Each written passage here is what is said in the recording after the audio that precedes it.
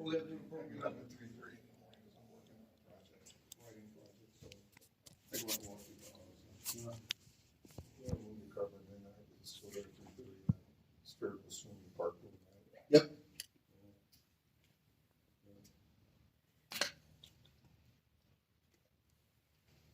3:30 on.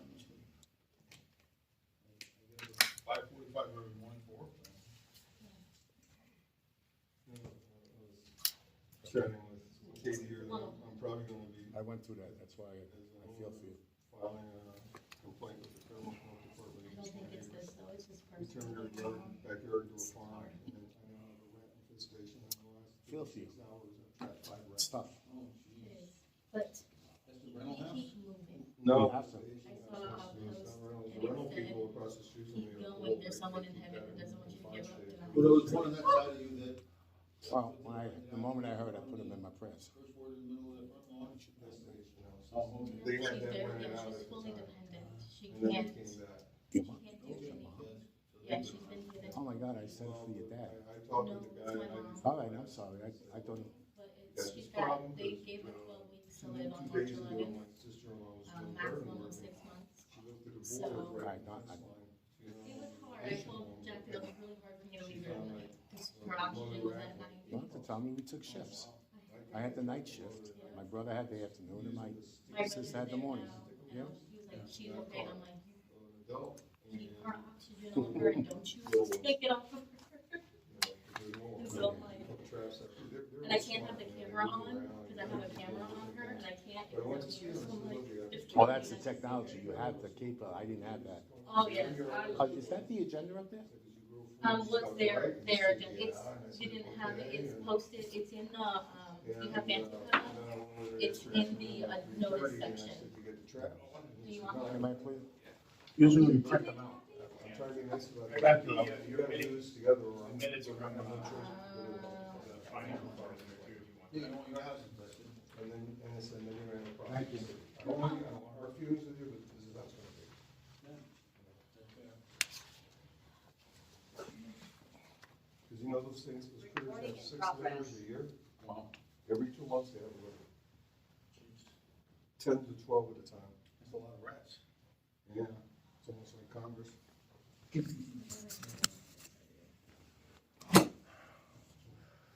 I had pet rats. They're You actually, have pet, I had really? in college. 657, you still have to limit. Every orphan I had pet rats, hated the rats. Yeah, I The would, first 2 weeks, it was like, and then, it was like, no, thank you. My daughter No, had thank 2 you. pet rats in Germany, she was like 13, 14, 15, 15, Stinky and Blanky. yeah. And then my oldest son got a, Thank you. yeah, and then my oldest son got himself a Jack Russell puppy, It's not a good and, thing. and soon Stinky and Blinky were no more. That process is programmed. Oh, yeah, I love that stuff. Well, my beagle loves rats too. She's pretty good at it. She's a good rat dog.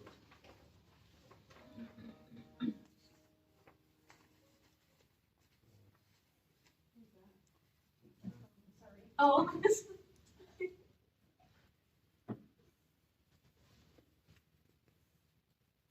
Did everybody have a good Easter? No? Nice. We cooked the turkey, ham, nice. I was in the kitchen all day. Yeah. I want to go to bed.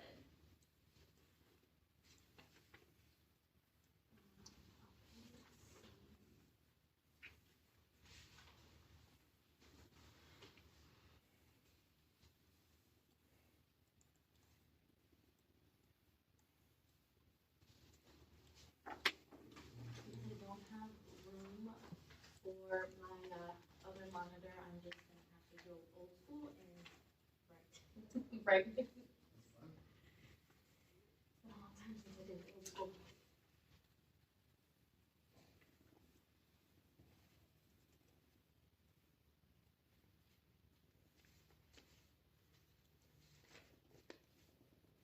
Maybe I put the flag in here, guys.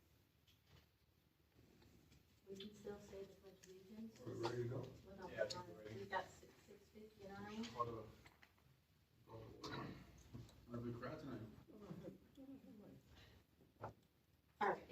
now 7 o'clock, so we can go ahead. Let's get this going. All right, so we're gonna call the meeting to order. Elliot's calling the meeting to order at 7 p.m. We have certified that there is a quorum of the board. We are missing Michael here, but we have Elliot, Jack, Lenny, and Anthony here present. Certified that the meeting notice wasn't posted in accordance with the statutes, it was posted at both entrances, 48 hours in advance, And at the pool. and at the pool.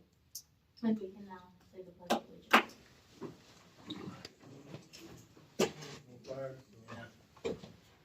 I pledge allegiance to the flag of the United States of America and to the republic for which it stands, one nation, under God, indivisible, with liberty and justice for all. Thank you.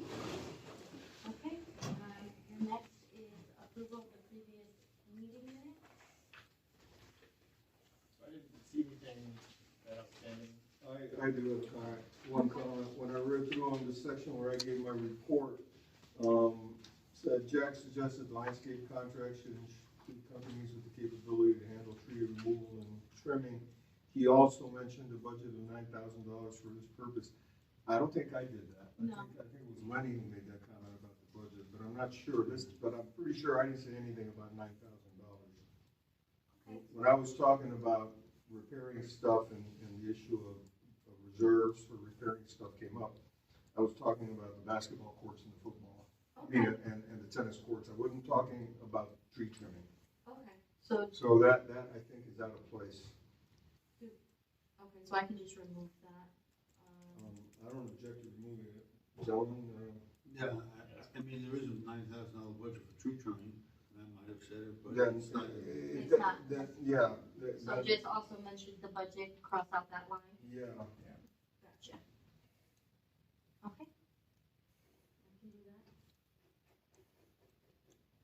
With that change, I would motion that the minutes be approved. Okay, Jack motion with edit. Do I hear a second? So, second, so, where it has the minutes, approval of the minutes, meeting minutes from February, you have a question mark there. Oh, yes, so that is, thank you. I need to know, Mike wasn't 100% sure who motioned the minutes and who seconded. He thought he did, and Lenny, you seconded? We could go back and listen to the recording and, Yeah, we can do that. Okay, so, so, Sorry, I didn't see that. Let's look at that info to you. Other than that, I don't see anything. okay. So is the motion to, oh, the second?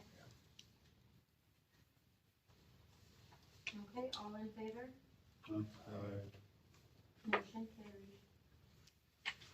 Okay, the next one is my manager's report, gentlemen. I just want to briefly over that the Yellowstone was awarded, but I did complete the RFP, for the painting for the gates and the sidewalks. That you guys did approve a golf cart policy at the last meeting, that the planning committee date was set, for April 22nd. I did want to mention too that Enver did give the credit for the invoice number 75295. It's dated 3/15/25, but it's in April, so it won't be until the April, financials. I had a question with that, I was gonna bring it up on my report, but I inquired about that, and Susan sent, I think that's her name, sent the invoice, and the credit says payment/credit.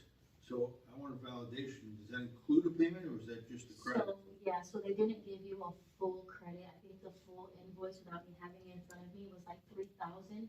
They only credited the $2,651.95. I think the remaining, if I'm recalling, was like 400.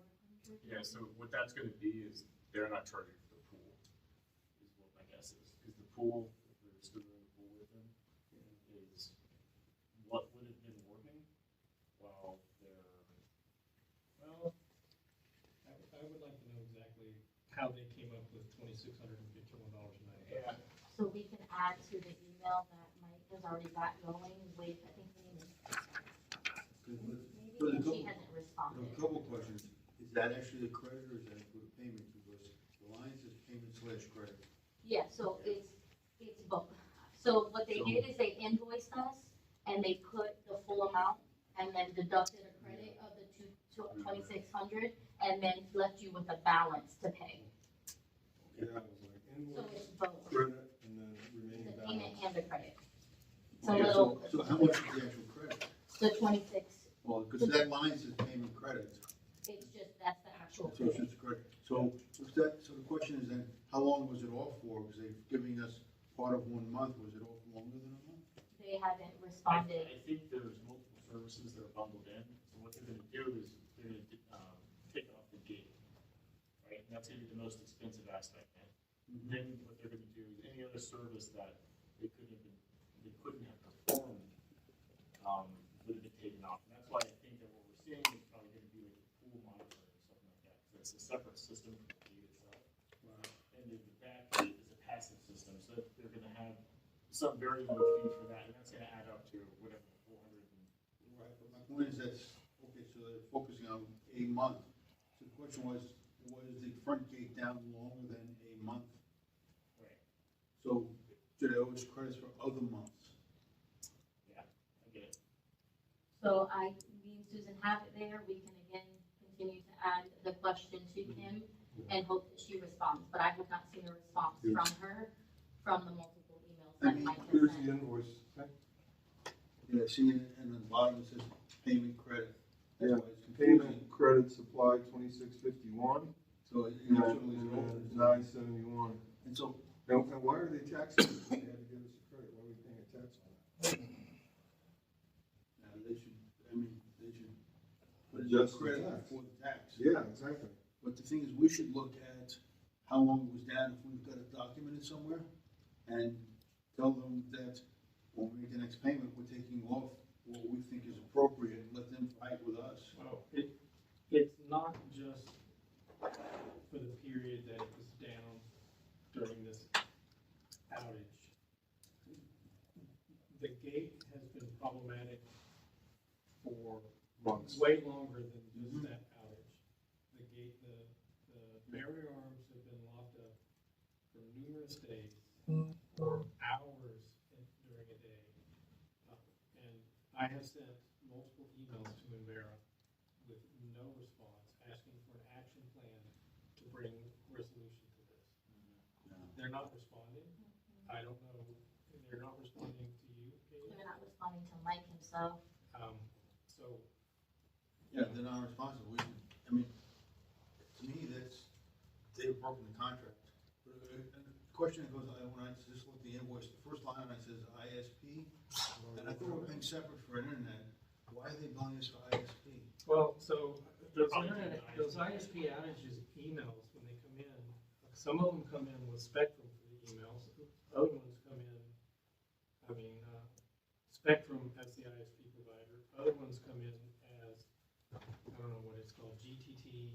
This is, Yeah. this is pass through. Yeah, so what, ISP pass-through, so why is there, if we're paying for the internet directly ourselves, why is there an ISP pass-through? so I know this because I pushed this project back in the day. So what GTT. It's your fault. Well, I saved you guys money, ultimately. So what GTT is they're an ISP reseller, and we cut a bulk deal with them where we essentially started reselling ISPs.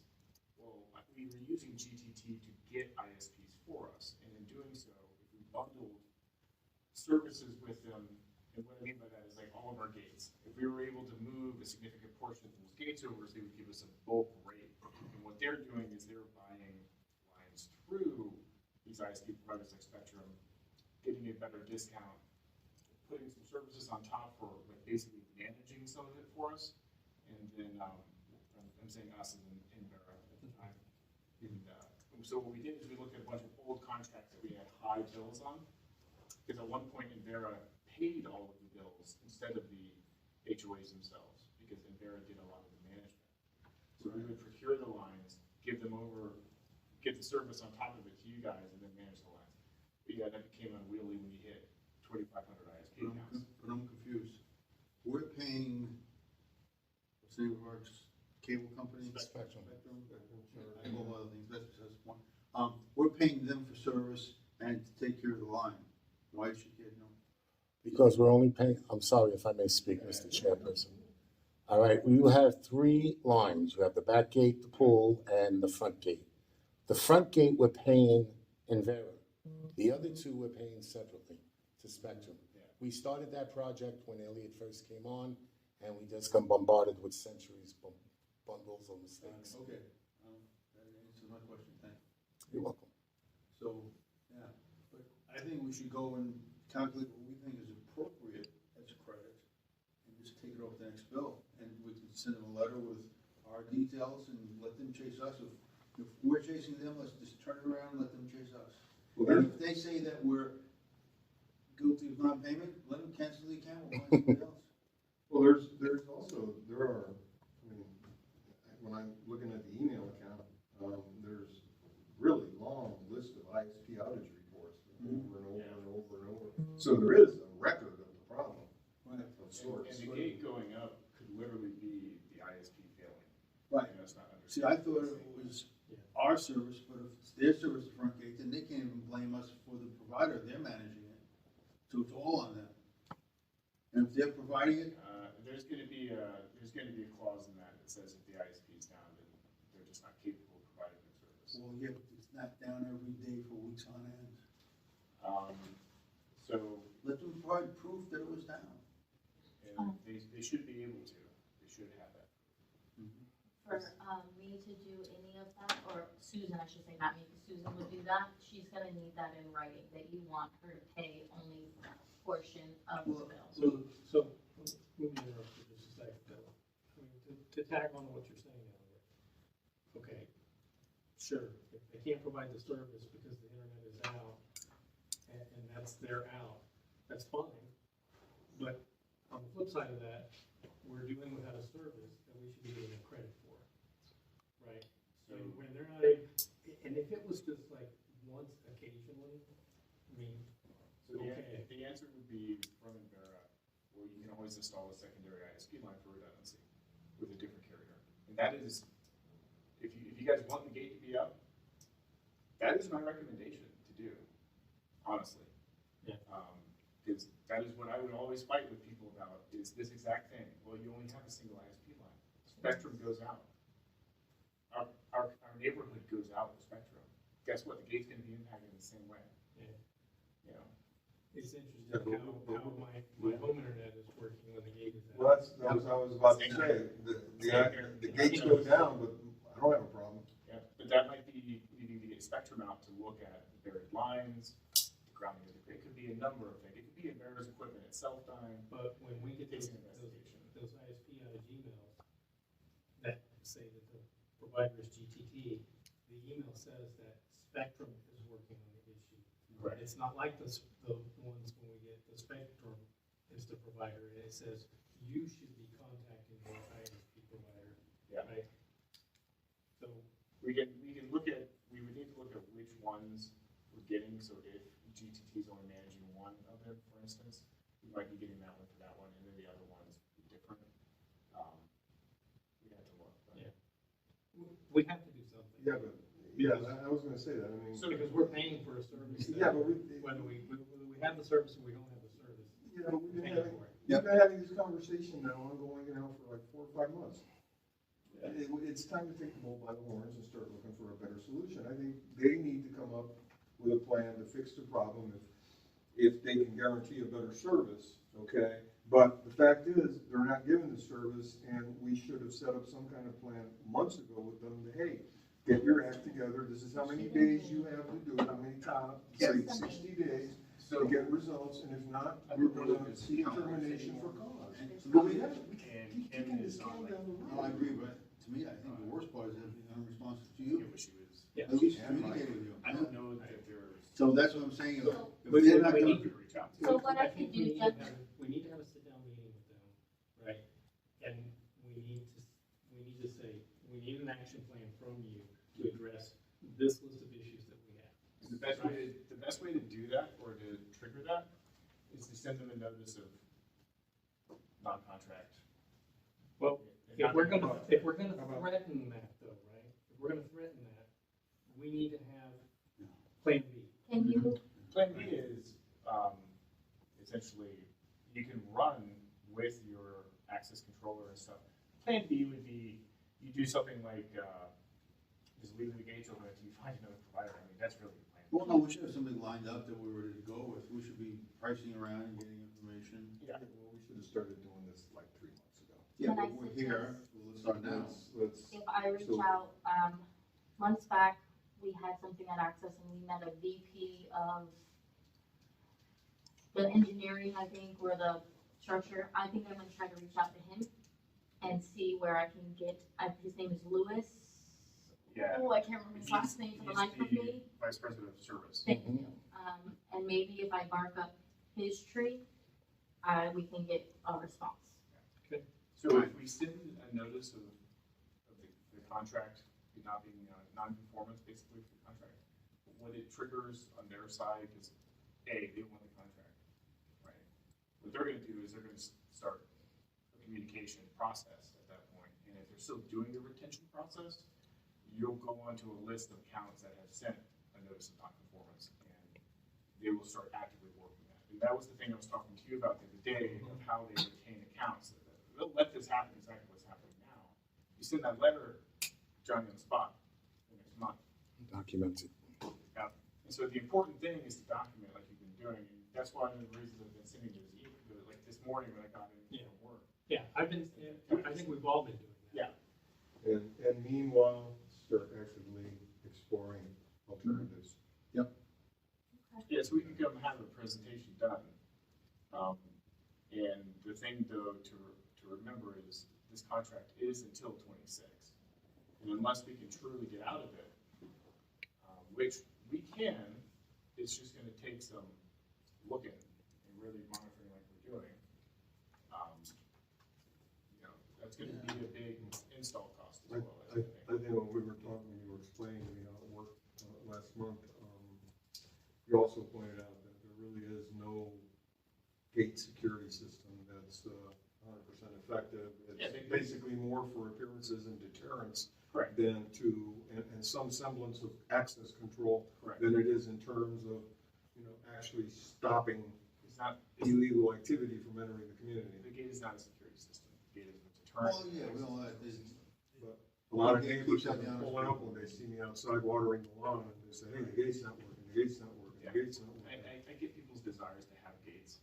I really do. I mean, I live in a gated neighborhood, but it often becomes what it is becoming here, which is one of the largest things that consumes the board's time, one of the biggest money pits as well, because it's a constant physically moving apparatus that, hey, 1,000-pound vehicles can hit every once in a while. And as Vinny knows, those motors are not cheap. Yeah, but Good gates, so you a lot of it keeps out the honest people with speed, also keeps a lot of kids from coming in, dragging them down the streets at night. And Yeah, there's a traffic control aspect to it, for sure. And Well, as The traffic control as well as, okay, well, we have communities there that, don't need, a group of high school kids coming in and yeah, just using using the cannon or a amenities, board 'cause there. they're easy enough to use without a proximity card. Right, so, the next one was just letting, which all of you guys know that your new accounting controller is Susan Roos. Preventative maintenance, there was additional spa repairs completed by Speeds. So they replaced the pump? I never really understand what I'm reading, There but was yeah. a flow meter problem in the Yes. It was just a spa, and the part was process. gonna cost $250 Yeah. approximately, according to Mike. And then your pending repairs at the time of my management report was the affordable locks. They were on site April 7th to complete that back gate lock. It is complete now. I do know that Mike wants to switch. And he's gonna have to turn the gate on the right Yes, he around. wants to switch It them. has to open outward, not inward. Yes, so that's why he wants to switch them. Well, I don't think it's gonna be able to switch them. I think you have to find a way to turn that gate on the right around, so it opens out instead of them. What were the specs when they built it? I mean, what did they have to be designed? I mean, did they install it wrong, and when you go back to the vendor, what was I the don't request? believe Mike said that they installed it wrong, Why not, but we didn't check, he probably not even thinking about it. so, I went down there with Mike, and he was showing me what I need to do to post the notices and stuff. I mean, there, And we went over and looked at the gate, and the gate on the right that has the key, you know, there's supposed to be a plate over the thing. The plate's on the inside, because the gate opens inward, not outward. You know, keystone- I'm not laughing at you on Well, this. that's okay, laugh. I took pictures myself. The point is, we had to have I much prefer you laugh than be mad. we had to get a permit to do that work, right? So if there was a permit, there was a design registered with the city. Not the actual gate. It So was- anyway. It was the Yeah, affordable. but let me finish what Mike said, because we looked at this carefully. Here's the thing. The gate on the left, as you look out, has a latch. Mhm. The gate on the right has the plate on the outside and opens inward, okay? So, because the plate's inside. Thing is, the one with the lock, you can jimmy open with a screwdriver or a knife easily, and get in. So the plate was installed wrong. That would have to be either turned around, the gate itself, but you're not gonna be able to switch the gates from one side to the other, because if you do, the gate on the left, you're gonna have to come over to the post on the right, you're gonna have to drill holes to get the hinges in and stuff. You're gonna be drilling holes in the posts. You can't just put a new plate on. That would be the preferred solution. Mike said, I wanna switch the gates, and I said, Mike, no, I don't think that's gonna work. And then Mike said, oh, you're right, we're gonna have to drill holes. All right, guys, before we do anything, we need to check the specs of how it's supposed to be. Because if we ask for it to be done that way, and that's the way they did it, it's on us. It was asked to be done exactly the way that the front two pedestrian gates were done. And how, They received photos and they received, and how are the front ones, they, Yeah, we'll have to check. I would have to check. so if, They open so outward. before we start messing it up or spending a lot of money on it, if they did it wrong, we should go back to the vendor and ask them to fix it. When's your next inspection? Next week. Well, why don't you and I meet, and we'll go down to the gate. I'll be there Thursday morning. around Thursday morning? There was a 8:30. permit, And they meanwhile, had we can the, double check the specs and everything, and then we get down there and I'll show you what's what we're what. supposed to do. Okay? Alright, that works. Okay, I mean, that's Um, obviously you're still at zero, dealing with your painting of all gates and fences, and pending is the sidewalk repairs. I always leave the insurance renewal date, I know it's a year out, but I like to leave it on there so we are constantly seeing it and reminded by it. My inspection dates for March were the 6th and the 20th of March. And that is my manager's report. Lenny, it is your turn, sir. Yeah, I had one question, in some of the emails from, Mike, he was talking about, he had asked you to start looking into, opportunities for towing vehicles.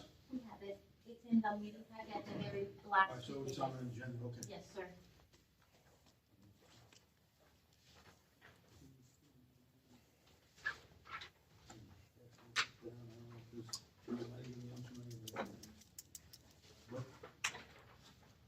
In any event, I had gone through Well, that the, would be Mike, so. yeah. You either get two, or I'll take one back, or, that, you want me to order it? Sure, these get posted now on Venteca. Can I get your autograph? I don't know what this Well, one I is. believe they do, because I had a conversation with This Joe, and one he, does?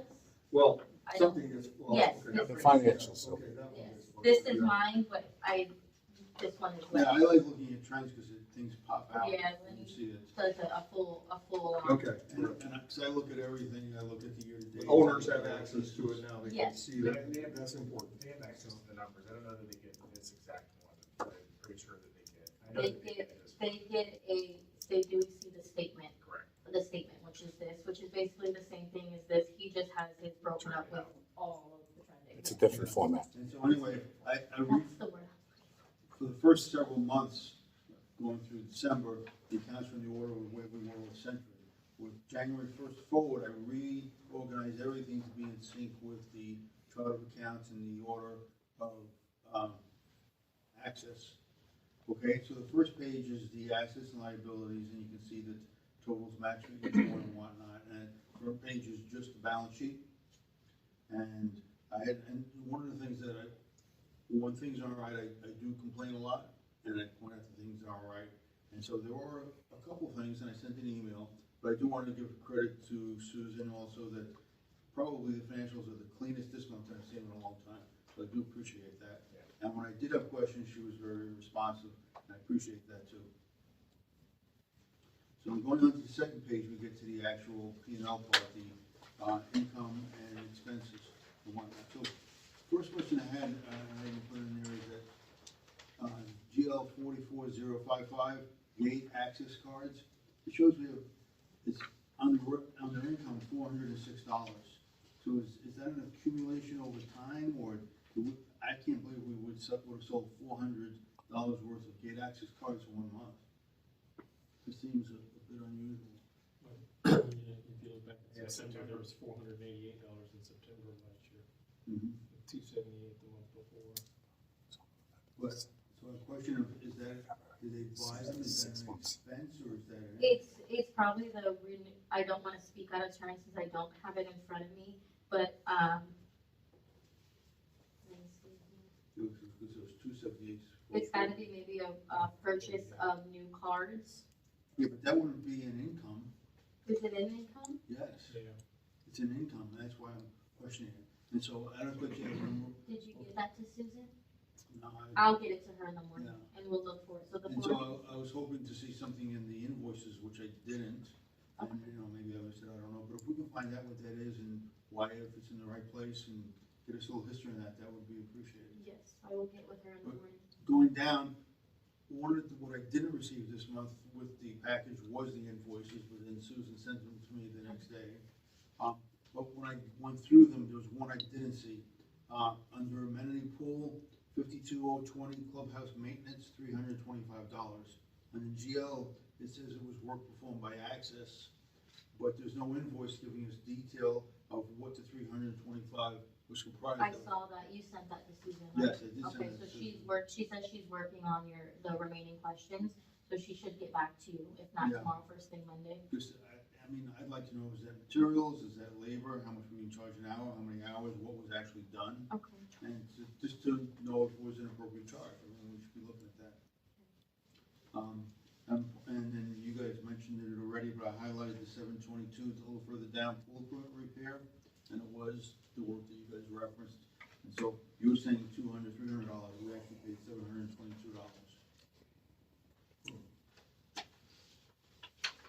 And then on the third page, I highlighted, once again, security service, because I did mention it to Susan when she sent me that invoice, but again, it was the full amount, there's no credit on here, and so we do need to get the credit, and I guess it's in there, but we need to, I guess, review and see if that's an appropriate credit, or if we should be taking more. And at this point, if they're not being responsive, I would calculate what we think is appropriate, and take it off and send in the payment with a note, and heck, if they want to get paid the rest, they'll call us. Sometimes you gotta get their attention. But, everything else seems fairly consistent and in line. Like I said, this is the cleanest I've seen the financials in quite a while. And even the year-to-date number, if you look down the year-to-date on bottom line, says that we're ahead by 3,658. When you go to the front page on retained earnings, the net income matches that exactly, which it's been a while since it actually worked out that way. It's supposed to, so that's a good thing, but How about the CDs? that there were two of them, she sent me the certificates for them this month. There's another one that was just done, I haven't got the certificate yet, but I asked them, it was in my email, you probably saw it, Yeah. to get a chart of all of our CDs, the terms and the rate, and the interest rates on them, so that we can be looking at, what we have, because, right now it just says CD, it doesn't have a whole lot of detail on it, so once I get that chart, I'll update the description on the front over here with the new expiration date and the interest rate that we're receiving, so that we all have it. You should have that then by, I wanna say next week. Tomorrow is the day for that renewal, so she will send you everything that she has as soon as she gets it. Right, and then just point out, I had added another thing on the bottom of the last page, I mentioned it last month. You can see the actual budget is 119, that's the calculated, cost per home based on the activity year-to-date. The budget's at $119, that's what we're charging the residents. If we look at 3 months year-to-date, it's actually, we're paying equivalent of $121.65 per home. And so I'm gonna calculate that every month so we can see where we're at, and as we get into the next budget season, everybody can anticipate what to expect. Yeah, as far as the assessment. Just trying to give a little more information to everybody.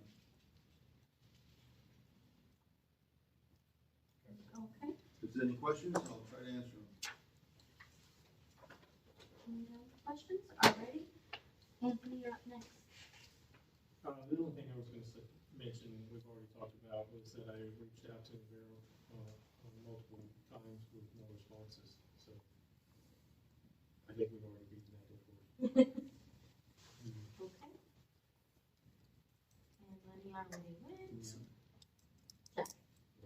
I have a few things, some of them are, I'm just gonna go through them quick, some of them are gonna come up in old business, and some are gonna be under new business. I think the first thing is that, in response to comments that Vinnie and Joe made last month, and we put the golf cart policy on hold pending Mike, I talked with Mike about this and he agreed, pending clarification from the police department. I've already spoken with the Claremont Police Department and I've been looking at the statutes and stuff. And actually, even though the gated community is private, I have been told very explicitly that traffic laws do apply. Minors who do not have permits cannot drive golf carts. Minors who have learner's permits have to have an adult in the golf cart. The golf carts should have safety features, like for example seatbelts. I saw a grandfatherly figure about 3 weeks ago or longer driving down Drive, and he was driving with one hand and he had his arm around a toddler. Okay, and the issue I think that concerns Mike and which concerns me too is possible liability to the community if there's an accident. The police department did tell me even if a bicycle runs into a parked car, they consider that technically a traffic accident. If a golf cart were to run off the road, hit a vehicle, hit a mailbox, whatever, that would be considered a traffic accident and that would be a police matter. Okay, this was told to me by Officer Cologne Wednesday of last week when I spoke with him. What's the liability for the community versus the Well, driver? the liability for the potential liability for the community versus the driver, the concern that Mike and I have been bouncing back and forth, and we're going to try and get clarification from the attorney, is whether some nimble ambulance chasing attorney in the event of an accident could somehow try to sue the community for not having clear guidelines in place for that. And even though it's possible, even probable, that the case would be dismissed by the court, the community still would have to pay legal fees to defend itself in court. And if the purpose, if we want to try and keep down expenses, we should try and minimize risks. Yeah, the thing I question.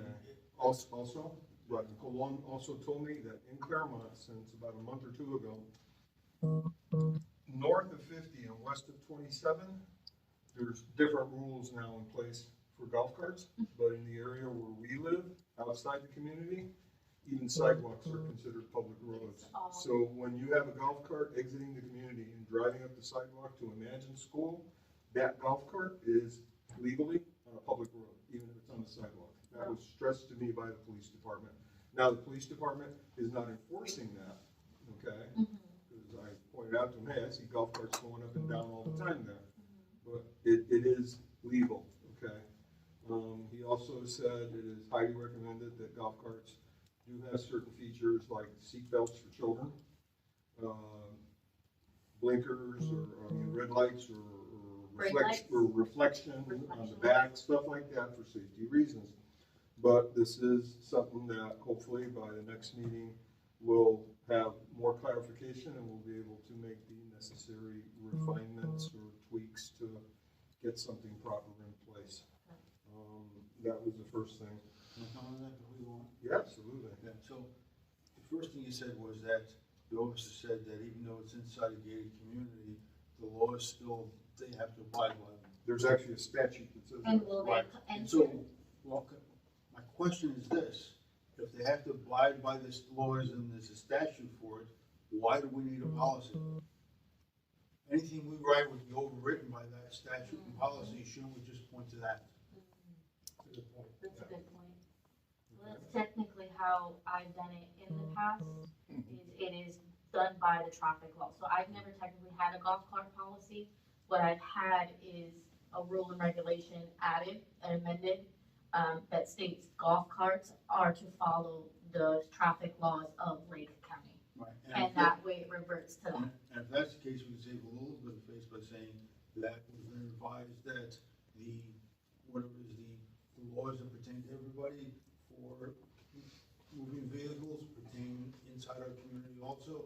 As such, we've been advised that Well, I'm not concerned about saving face, I'm concerned about getting it right. Right. Okay, getting it right and ensuring that the community is protected against any I possible think your liability. best optional is what Lenny is saying, is if in the policy it states you must follow the Lake County traffic laws. Right. That way we put the law that's in there, there's no question, there's no answer, there's nothing, it's there and it's a traffic law. And we can be liable because it's state statute. Yeah, if Okay. Florida statute, if there's a Florida statute that is gonna govern golf courses in a gated community like ours, and we also have a golf course policy, we're opening ourselves up to additional liability Right. Mhm. by having that policy. Right? If Florida law will Supersede, regulate that. it always will supersede. This is, Well, we're creating controversy, like, well, now what this says, but that says, I think we just say that we've been advised there is a state statute that is in place and we must abide by that. As such, we're following that state statute from this point forward, and the policy that we had put out there is rescinded. no words. And we can even publish the state policy and put it out there. Yeah, we need to find out what that is first. And we also need to find out how they're going to control, Enforce it. because you are, so in my previous one, because you're private, I've had every, and this is Polk County, Osceola County, Orange County, I've never managed Lake County, say, I don't enter your community gates unless I'm invited in, and once I'm invited in, at that point, they take control, but they won't come in and That's police. That's interesting that they say that they say that to you, because I met the night shift patrol zone officer last Wednesday over at Hartwood Reserve, Mhm. and he does periodically drive into Regency Hills and drive around the community. Well, that's for Lake County, so I don't know a No, lot. but what you're saying is right. What Yeah. you're saying is right, that, you know, more, I had the police officer I spoke with at Lund say, more often than not, the court doesn't want to deal with this, okay?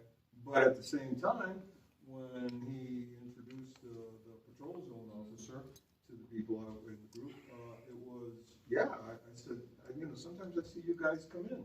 And he said, oh yeah, our day shift people, sometimes they'll come in, it's not every day, it's not, you know, like that. But they'll come in and like wave the flag, so to speak, as they drive around the community and leave. And he told me he does it at night now and again. Not every night, but maybe once a week he'll come in and drive around.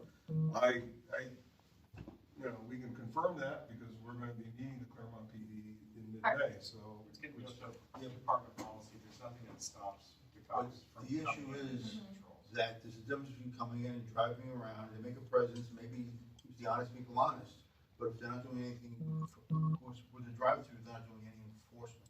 If they don't do any enforcement, it's not really gonna help us. Yeah, so the cops are gonna come in once every couple weeks, you know, or every couple days. It's not like they're doing a speed trap Correct. to catch people running through stop signs.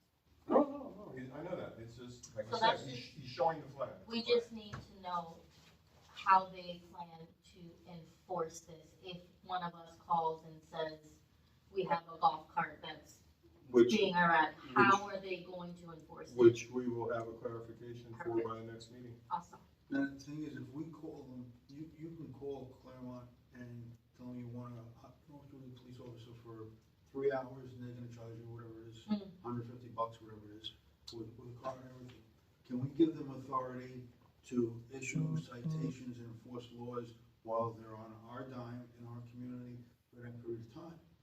Yes. If we can, we can invite them on a shift when we know that the teenage kids coming home every night racing down the road. And, okay, we want you to sit You're here. doing that, you seen them do that, coming in a race? I haven't seen that one yet. Oh, I hear it, I don't know whether I. Yeah, you got some kids with popcorn mufflers on their cars. Yeah, I don't know, but whenever we think there's a problem, we can have them do that. I mean, if that's allowable, I don't know, we need to ask.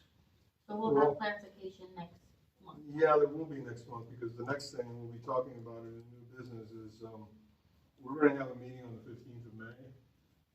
Mike asked me, was going forward with this. I had been informally getting police reports from the Claremont PD for incidents inside the community. I just call them up and they email them to me, and I give them the mic. But we're gonna have a meeting with the Claremont PD liaison officer, Officer Cologne, on the 15th of May. The time has yet to be set. It's either gonna be 6 p.m. or 7 p.m. We're gonna have it at the pool. They do this with other communities on a monthly basis. It could be monthly for us or bi-monthly.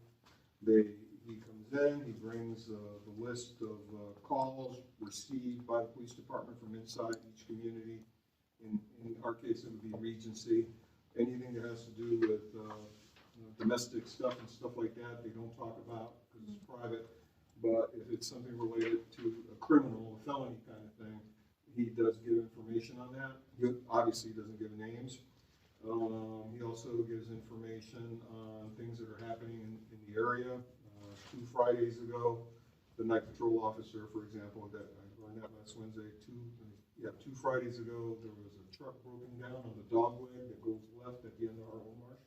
And the patrol officer stopped just to see what was going on, and it escalated into something where other patrol units were called in, and according to Officer Cologne, and several men were arrested, and it turned out they were driving up and down Hartwood Marsh and burglarizing homes when they had stolen goods in the truck. We think it'd be a good idea to start having these meetings, see if we can get more people engaged in the community. Thinking is maybe if we'd have known about this fentanyl house earlier, it might have been stopped before we had that spectacle with, was it 18 cars coming in to bust these people? But I'll have more details about that very soon in the next few days. I got a lineup that comes under new business, but I'll let you guys know now. And hopefully we can start doing this on a regular basis. Maybe get a couple of pizzas or something, tell people bring your lunch here, bring your beverage, sit down. He comes in typically for 30 to 40, 45 minutes. People can ask him questions. Like, for example, golf cart stuff, you have a question, ask him. It's a back and forth kind of thing. He also, they have now a QR code thing that we're going to be able to post it on the pool. I can probably get it sooner. He didn't have one for me at Hartwood Marsh, at Hartwood Reserve. But it's a QR code thing that you can stamp into now, and you can actually connect directly to the police department. You don't have to, you have to file a report that's not a 911 type of report. You can actually now go online. Non-emergency alert. Yeah, non-emergency. You can go online now and file directly from your computer or your phone. The idea is to get more responsiveness out of the police department. Got it. And what I noticed is that what I was told by the HOA guy who organizes these meetings at Hartwood Reserve is that it actually does engage the neighbors. They didn't have a great turnout when I was there, but they had like 25, 30 people. And they were talking about it. That's not a bad turnout, Yeah, that's what I'm saying. And they were asking questions, and the conversation was back and forth. It was get people more engaged. Because that's something I think we'd all like to see, more people engaged in what's going on. Yeah. It'd be nice to see more people here, hear more opinions, so to speak. The other thing as secretary, I'll bring it up when I get the ARC report, because I want to talk about mailboxes, and I have an idea for parking policy enforcement. I guess I could bring that up. Is that under new business? Yeah, I'll bring that up later. We'll wait. Okay. So in talking to them, I would be interested if we hire them on, if they could do enforcement during those stints. But also if you're gonna have them and start, we don't wanna start spending a lot of money, it's not necessarily in the budget. But I can tell you, maybe on occasion, one of the things that we've done in the past, when we tried to do this once before, many moons ago, before you guys were probably here, we would have stuff, meetings down by the pool, and we would have our vendors ask them to each sponsor one meeting and bring refreshments, and they can meet the people, and people can find out what they do and ask questions or get business, and we save some money and they get some exposure. So we've got a brand new landscape company, maybe they want to sponsor one of those meetings and come with refreshments. I'm sure they We will. can save a little money, they can get some exposure, Maybe we could get a beer sponsor. or whoever their replacement is. Just a Yellowstone, thought. Yellowstone will definitely do it. Thank I you. don't know about There you go, Ventura. there you go. Yeah, so I like the idea of asking our vendors to sponsor them, and that way they can meet the community and, and we can save some money. I like saving money, Chad. No, no, I know that, I mean, Right there. you focus on nickels and dimes like my first I ex-wife. want to see this. Yep, and Vice President, is your turn? Oh, no, real quick, you guys know about the convention at the start of May? I did see that in one of the emails. Yeah. It's worth going to. I mean, I'm going to it with Mike. What's the date? What's the date? 14th, I believe. I'm not too sure. Yeah, it's worth going to. It's an all-day. Just try to stay away from each other because of the sunshine. It's during the week, there's no way. You know, Mike, I mean, I sent a copy, a link to Joe, because Joe was interested in going. I presume you're going too, right? Oh, yeah. Well, that's great. It's fun. They give away all Just sorts of ensure free you guys stuff are not made all in China together. that serves no useful purpose. Just make sure you guys are not all together coming out of a car Thank you, together, remember Katie. that's quorum, and I got a notice of me. No, It's gonna be hard to do that. These guys can go in their own. So you guys gotta go Maybe separately. after you guys go to I'll it, be at work on Wednesday. I will too. So maybe Okay. what I would ask is maybe if you guys go to it and you come back, you can report back some of the best practices you've learned or information to share with us at a future board meeting. Too. I think. I it'd be just good go to for know. the free stuff, you know? Well, I go to finance conventions, Alright. accounting conventions, I get. Your turn, Elliot. Those sound fun.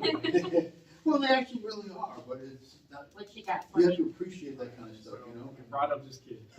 We're gonna I go haven't cover heard all of policy it, and that's fine. and the new I business. still have my slide rule from when I was in school. I don't have much, I was just gonna cover some of the pool stuff, but I think we're already kind of clear on what's going on there. with There's a the- pool. Yeah. Okay, Mike's out with health issues, so I talked to him before this meeting, he was getting healthy. Yeah. He needs it. alrighty. Okay, I do have a question, Bill. Who, since you guys are both tech people, who's gonna take the lead and try to get something going to nail down a bear to get their act together? Would it be you or would it be you? I think it needs to be a group effort. No, I mean a group effort, but who would take the lead I can- dealing with the bear? Because you understand what they do and you understand the technology. I don't. So my issue right now is purely I'm working a third shift. After this, I'm going to work. And I'm gonna go try to sleep, all day tomorrow. Well, I'll be happy to step in and do some heavy lifting, but we need some kind of guidance. I expect that to die down in the next 2 weeks to 4 weeks. All right, Tony's trying to say something. Here's the thing, so I talked to Mike before the last board meeting, and I said, I will run point on Invera, I'm Okay. happy to do that, but, what happened is that emails continue, you know, to come from multiple people to Invera. And I'm not gonna try and drive a point when there's other communication that's going in there that I don't know about. Okay, Before it goes then out, that's a good right? point. Then the first thing would be to clarify that you're the guy who's gonna be connecting with them. Yeah, I And mean, let Mike know that too. we should have a single point that we're trying to work through Okay. and not bombard them with a bunch of different communications. It should be a unified message from a single source. Yeah, absolutely. So I'm happy to do that, as long as we all agree that that's. the No, path that's we're how it going. should be. Because I haven't contacted him there at all. I never have. 'Cause Yeah, I don't, sent a couple I don't of- understand that technology, so I'm not versed in it, so Yeah. I'm not the person to contact them. I never do. I wouldn't. Well, at the end of the day, I don't think we have to understand the technology to have those conversations. We know we have a problem. Do you want me to make a motion that you're the point person for Invera? And then all communication should flow through you for them? Yeah, If go ahead. if we need to do that, that's fine. Yeah, Either so way, I'll make a motion that Tony is the point person for Invera and that all communications to Invera should be flowing through him And I while said, we're dealing with this issue until we resign this, which I do think we should take away at some point, so you're not permanently volunteering on this. okay, I second the motion. Jack, who seconded? All in favor? All right. Motion carried. I do have one question, and would you like me just to send you the VP's information, and then you can contact him? that would be fine. And what I will do is, and I'll just tell you now about it, is will be reaching out to the few people that I know that are still there. Yeah. To essentially say, we need to talk. Someone needs to start coming into this, and getting this escalated, and we need to make sure that where we're reaching out to is the appropriate place, because we're not hearing back from you. Right. And I think emails have gone to multiple people, which is another problem. So it is going to be important that we essentially don't communicate to like Kim or like individuals, like reach out to Lewis because of his position. But what we really want to be doing is flowing our communications through their customer service. Which is where I said like. Yeah, and there's another number that I have that I'll give you a call that's just for HOA board members. Okay. I'll send that over. Okay. Okay, so we have all your guys' reports are good. We're ready to move on to ARC, which I think you're giving the report. Yep, I'm doing the ARC report tonight. We have 3 open requests at the moment. 2 of them are from the same owner.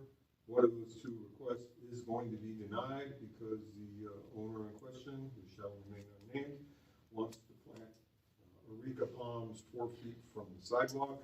Ulrika? Areca palms, A-R-I-C-A. I had already previously explained to that owner. Yes, I had already previously explained to them. Vinny has a picture there of the gas line running right under. You can have this. I took this from New York. It's 4 feet from me. Thank you.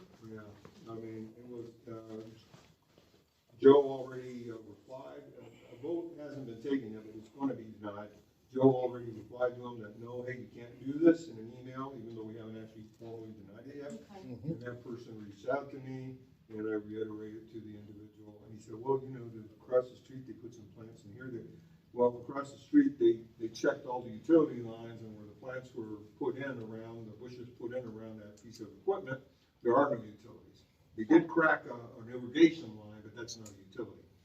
And it was all properly marked. I explained to the person, yeah, the gas line under your side of the street goes out toward the street, the bigger street, Hancock, and when Hancock is expanded to the south, it's probably somehow going to be locked in by Apopka Gas. I also got on the phone and I called Apopka Gas and talked to somebody there personally and explained the situation to them and said, what's your view on that? And the guy came back and said, absolutely not. You cannot do that. No, you can't. So I explained to the person in question, so fairness and this and that and the other. I said, look, I reiterated what I've said to him before. I'll be happy to work with you.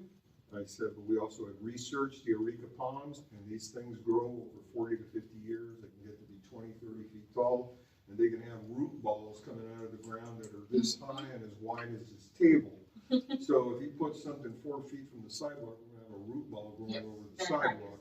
And even if he plants it 10 feet away from the sidewalk, in a question of 5 or 6 years, it's going to be probably 1 or 2 feet inside the easement, the setback. So he said, well, I don't want to lose that portion of my yard. I said, well, I'm sorry, but you know, it's going to be denied. I'll come down with a measuring tape and I'll measure off 10 feet, and this is where your setback is, and you can plant outside the setback, but you are not going to get approval to plant anything inside that setback. That's standard. I think he's going to accept it, hopefully without kicking up a fuss. He crosses his fingers. Well. I cross my toes and fingers. If I may, Mr. Chairman, since I'm on the advisory board, he's 100% right. But since he mentioned that the other poles were going in when we were doing the barrier gates and arms, we did call 811 and we had everything flagged out. Okay, and where we were working, there was no gas lines, there was no electric, there was no utility lines. No, it's all been no problem. Okay, so I just wanted to add on to what Jack said. Thank you. The other thing is, you know, I engage with Joe. Okay, I'm trying to be more engaged with him because, as you know, one of Joe's complaints from ARC has been, you know, property exists. You know, he's questioned before violation letters and why things are slow. So what I proposed to Joe yesterday, I said to him, Joe, why don't you and I go out in your golf cart, because I've never ridden in a golf cart, One of you and I go out in your golf cart, and you and I will drive all around the neighborhood, and I will make a list of property numbers and what the problem is that you think should be triaged and prioritized so you can do your inspections. And then we can focus on the properties that, get more of an opinion and provide you support and see if we can get this thing rolling a little more smoothly by going after the most flagrant So violations.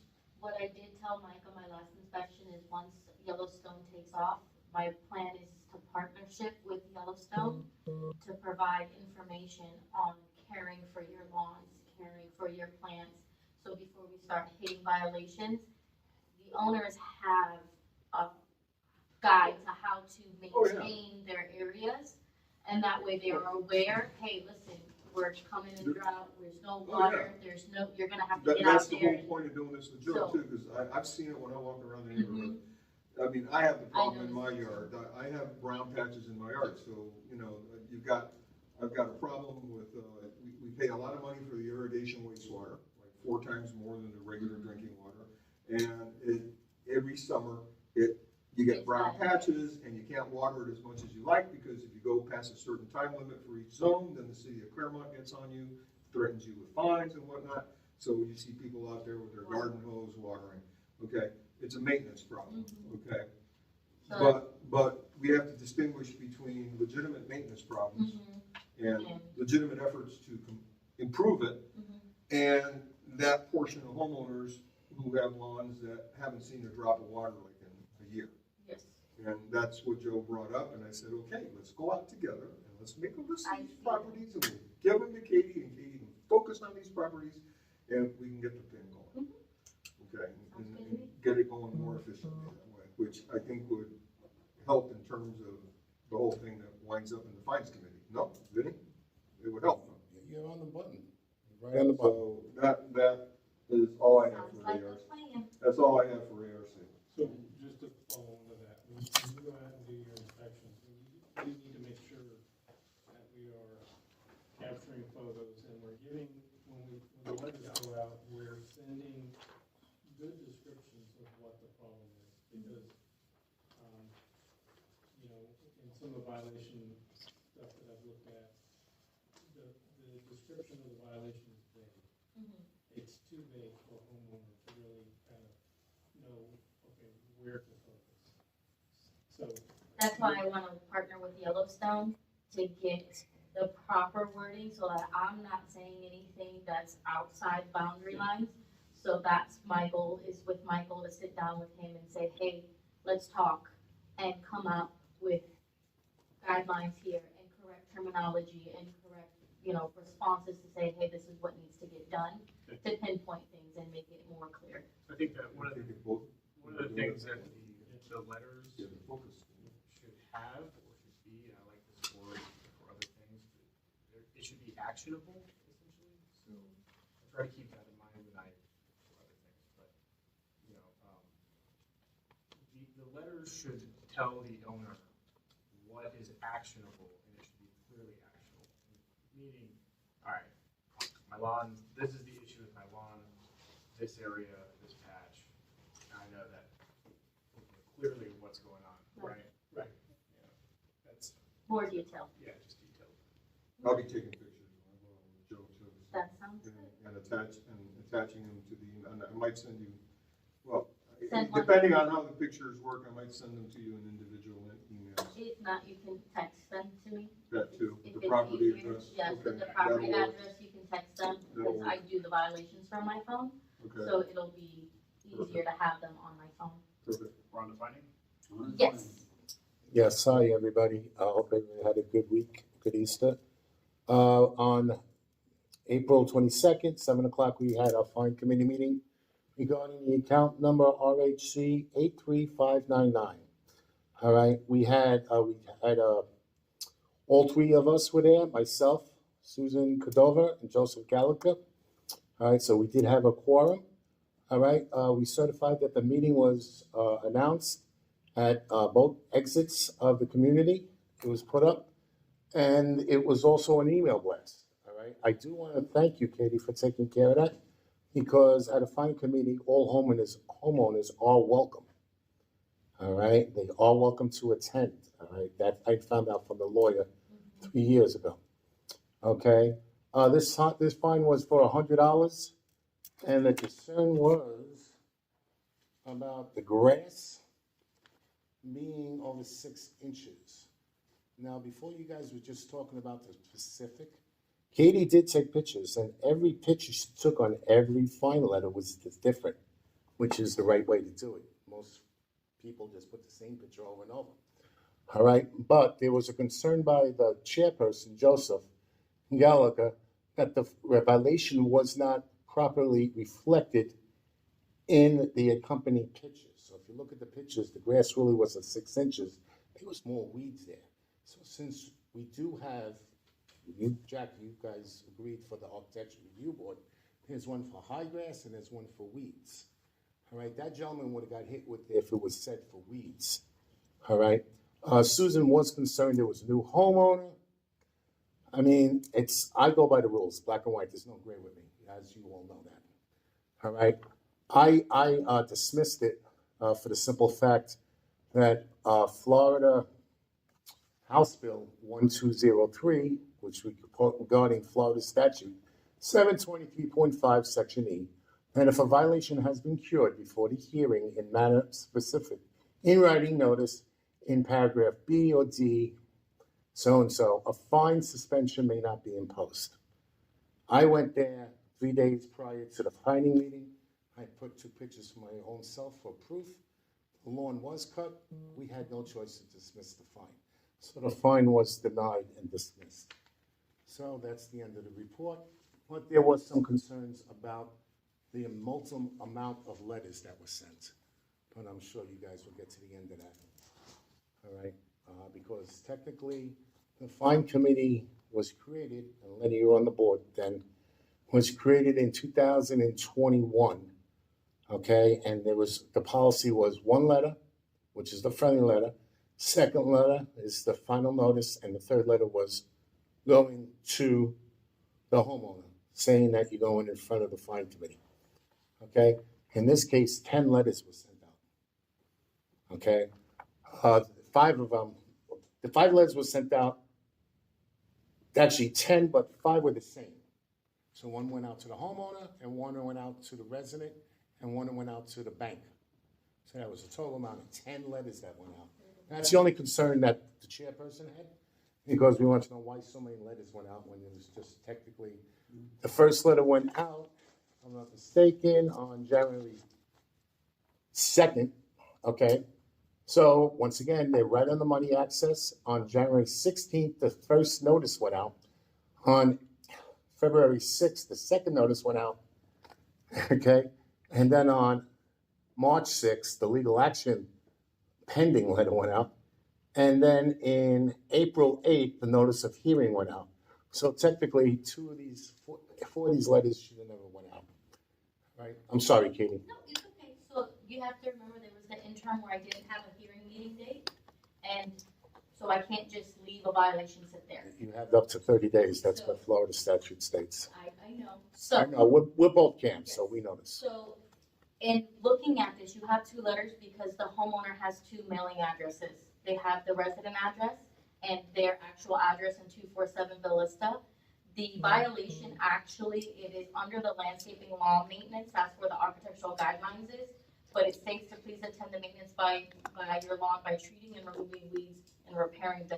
Listen, Katie, I understand that. So This is not my question. This is his question. So Yes. if you can reach out to Joe I'll talk to and Joe. explain this, because Yes. I'm not questioning it. Yes, I will talk to Joe. Okay, So- I'm just questioning the procedure because technically it's supposed to be 3 letters, but you said if there was pending on it, then So that's the instead answer.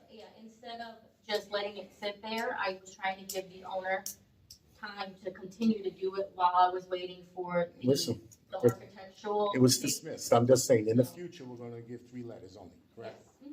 Now that the policy's in place. To save money for the community and so Correct, on. yes. That's also a property that was sold in the middle of this process. Yes. And Joe and I were talking about it, and my concern was, did the buyer / real estate broker do the proper due diligence work to see if there was anything outstanding involving the old owner? And did the seller slash real estate agent do the right thing and communicate to the potential buyer's broker that there were certain issues that needed resolution? Well, if you're asking me, technically, and I don't mean to throw you into the mix, Mr. Casey, he lives right across the street. Now, once in a while, I go down that street, and that lawn is horrendous. It was. And then they cut it once, and they wait a whole month again until it gets up to that level again. Am I right, Mr. Casey? The new homeowner's only been there for a couple of weeks, and they've already had the irrigation system repaired. Right. They had somebody come in and clean up all the weeds. So the standard. But I'm talking about prior to the guy moving in. The letter should, if we followed procedures, we could have fined the bank or whoever bought it out before he sold it. Have a fining committee policy in place. We did have one, Katie, you just didn't know about it. Not you, Access didn't know about it. We had it, it's in the minutes, and it was a policy by Leland, by Thomas Prince. So if we find the bank, then it would have gone into the estoppel letter. Correct. Correct, exactly. So that's what I'm saying, if we got these letters out, we could have got some money for this. And set an example, that's all. I'm not putting blame on you, kid. It's just that I know this because I know the policy. It took us a very long time to write this. So because it had Leland's name on it, we had to create the new policy. We can't use a policy with another manager. Think about what you said before you say that, because our bylaws was written by Century, and underneath on the bottom, it was Century's signature. And we're still going by those bylaws and governing documents from Century, not Leland's, not Access. It says Century. So think before you say that. Okay, thank you very much. That's the end of my report. Thank you, Vinny. Okay, so you guys are on to the old business, the painting RFP.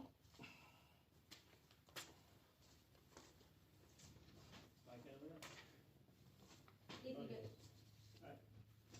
What is the, so you returned the RFP, Mike responded with comments and I think approval of. he made the, adjustments. Right. I did not see that there was an approval to send out this RFP. Okay, So- you're still waiting for. I'm waiting on the AOK, go ahead, send out the RFP. And everything has been sent back, the comments and everything. Yeah, I think so. I think we're at the point where we can send the RFP out. Yeah, I believe so. Do we need a motion for that? Well, I'll motion that we send it out, right? So, Send out the painting RFP. Jack motion. Second. I will second that. Leanne seconded. All in favor? Thank you. Okay. That's that.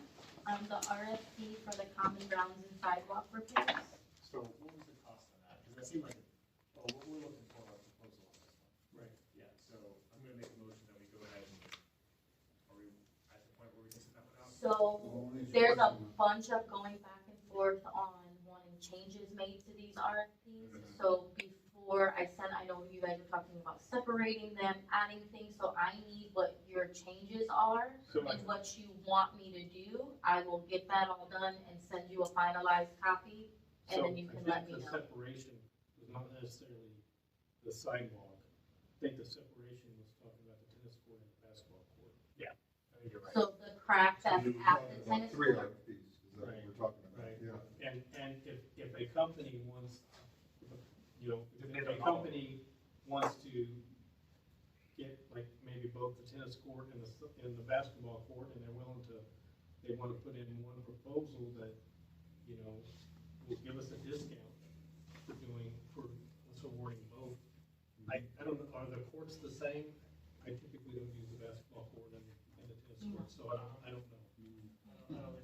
I don't, I mean, when I walk them, they don't look the same to me. Yeah, I think At all, and they're usually totally two different things. Except for the cracks. They're separate, Tony. Yeah, they're, usually a basketball court is a They're all different separate. type than a tennis court. That's what will be asphalt, tennis court. So that's why I'm Something suggesting else. we get it as three separate RFPs. So what I would need then is just, if you guys wanna give all your comments to Mike, and then Mike can deal with the painting, write up the Word document of what exactly you want broken down, and then I will separate them out, so that it's clear and good to go. I thought we had sent that back though. sent that information back. I'll go back and look. But there's one last piece, I don't know if we finally agreed on or not, but the piece of sidewalk going through the driveway should not be included. Well, that was part of Yeah. your guys' back and forth too, is if that sidewalk area, so I think we, yeah. Yeah, and even the, I mean, that piece of sidewalk was construed as part of the It's apron. not. We got definitive legal counsel on that. The apron. He also said that there was grounds for excluding it, and he gave a couple of examples in defense of it. But the point of the matter is that piece of driveway is driven over back and forth by the resident, and they need to be responsible for it, and that's the way it was. That piece of driveway is also thicker than the sidewalk slabs on each side. They make them thicker because vehicles drive over them. And my wife, who does this for a living, she's a civil engineer, she builds highways. She tells me that when they build housing communities, they put the sidewalks in, they're building the house, they put the sidewalks in, and the last thing they'll pour the driveway, and then they do the apron. That's the very last thing they do, and they put those two thicker, longer sidewalk slabs right down the driveway where the apron connects. Now, Joe brought up a point that the guidelines that he's looking at, it encompasses, even though the owner is responsible for maintaining it, he says there's a part of that he cannot approve as ARC, the ARC cannot approve it because it's not part of the ARC's scope of responsibility.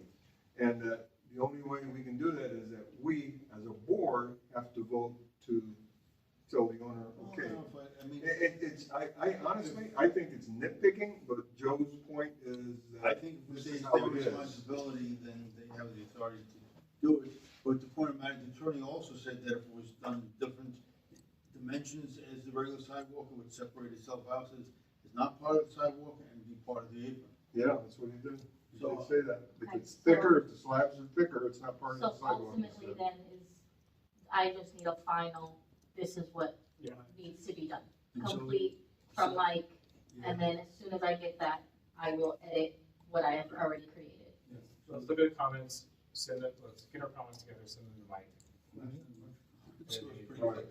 The side, piece of sidewalk should not be. I want to be clear. You guys got to understand something, because I've been going back and forth on this with Joe.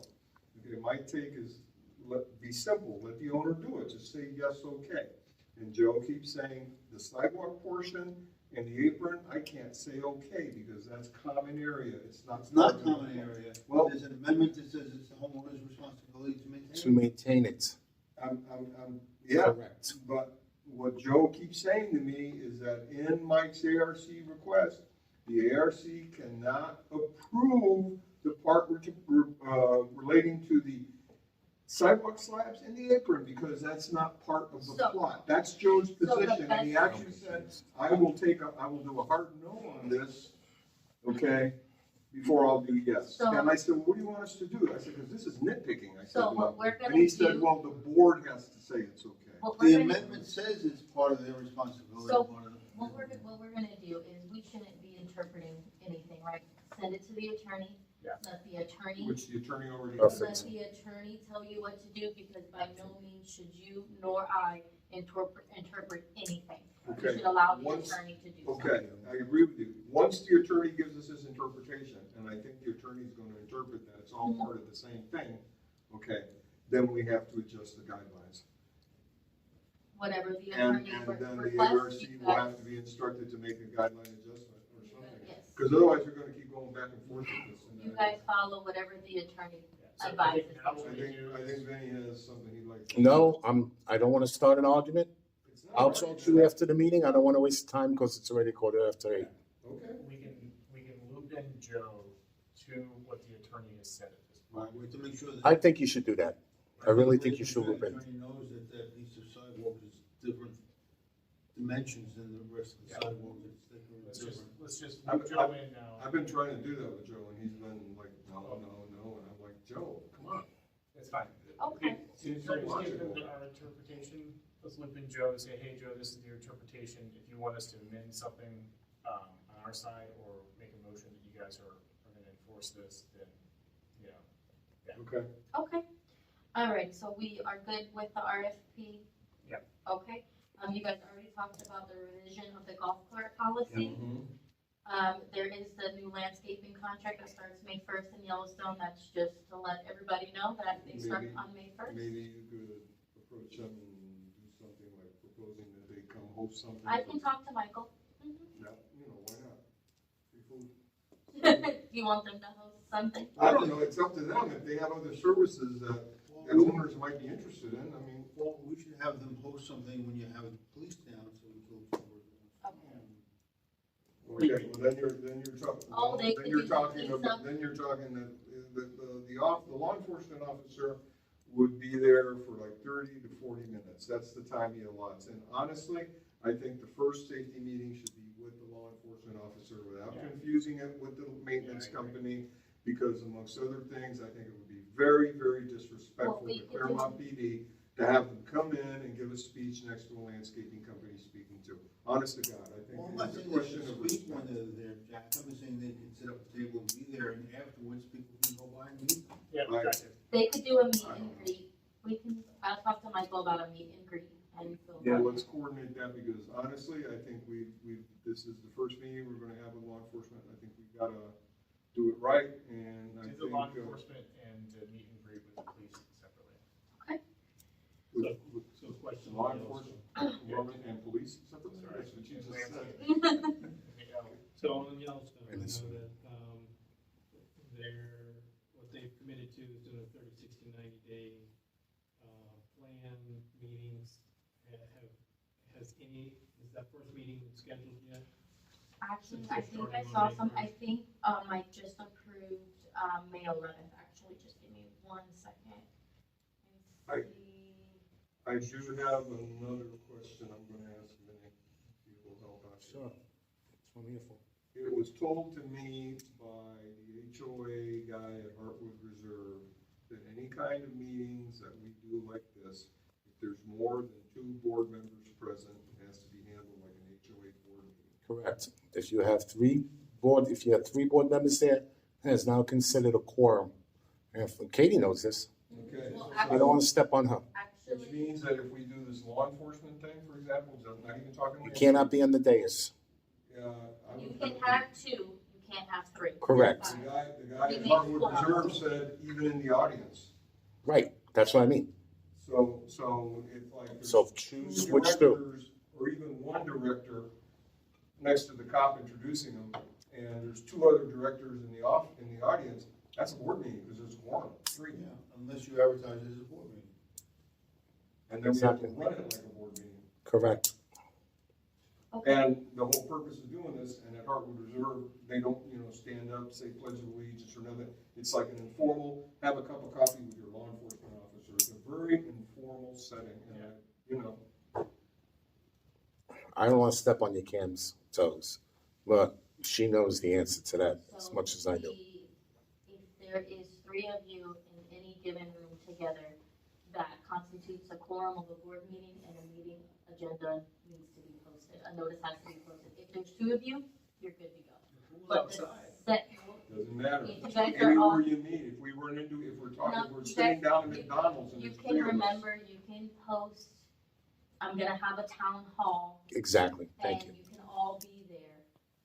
It's not a board meeting, but you're Mhm. noticing that you guys are all gonna Exactly. be together, You getting can pitch together. it as a town hall.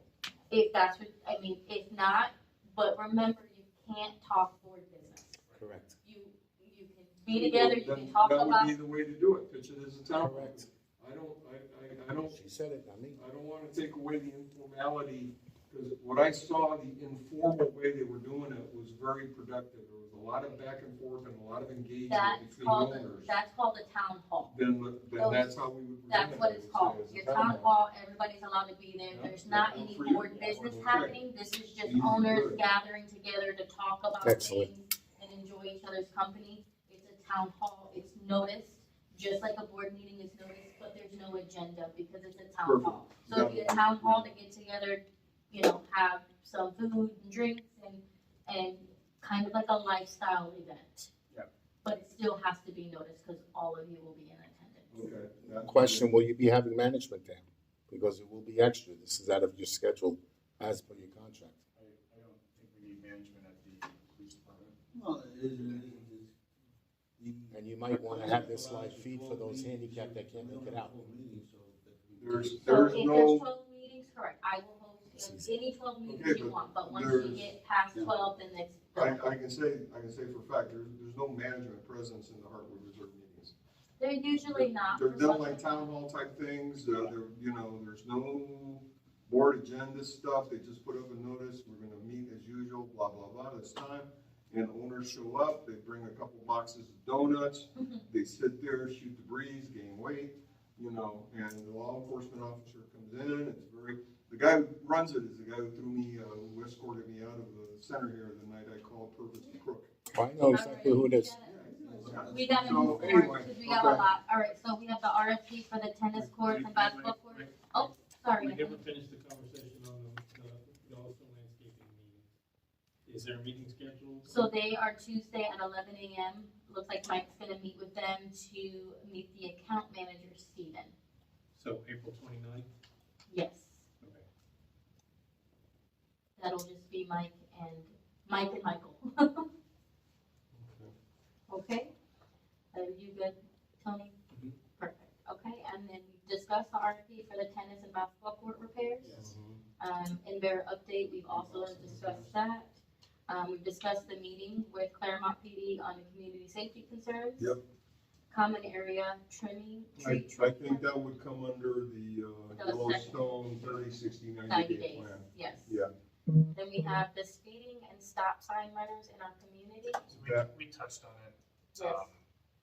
Do we want to wait for Mike, or do you, I think the thing that we're asking is if we want to hire an off-duty police officer to come in and do traffic enforcement on some random nights.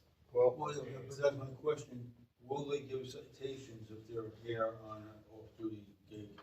Yes, I it think, will. Yes. well, I think this is one of the questions that I thought is something we can ask Officer Colon when he comes to see us. Perfect, let's roll that into the same thing.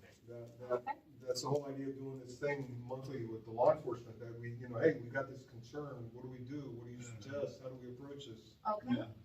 so we're good with that then, Yep. gentlemen? All right, back gate bulletin board? Yeah, Mike asked me to put this on the agenda. He would like, board approval to put a bulletin board type thing, but it would be affixed to the gate bars as opposed to being in the ground, because right now he tapes up the notices. Yeah. And anybody can rip them down, or it falls off because of the heat, or water can get into the plastic envelope, so it's something similar to what we have now, at the front gate, except, affixed to the bars as opposed to a pole in the ground. Are you motioning for that, or?